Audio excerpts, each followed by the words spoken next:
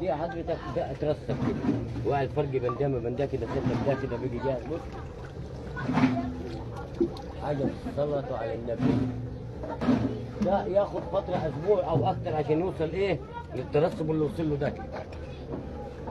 فاحنا هنا يعني اهم حاجه النظافه تطلع مرحله مرحله. تعالى كده. جايبين المصفى برضه يعني. بعد كده بتعمل ايه؟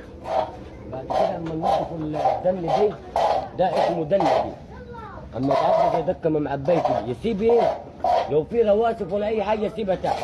تمام. بعد ما يفضل يعمل له عمليه غسيل بالبريل وبالميه. دي مراحل صنع كوز العسل اللي عمود اقتصادي للصعاد. والله. تمام. بعد كده بتجيب العسل هنا يا عم مين؟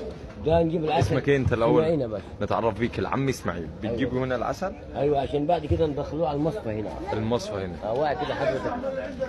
شوايب كده يا حبيبي، وبعدين دي شوايب دي اصلا. اهم حاجه النظافه. اهم حاجه النظافه.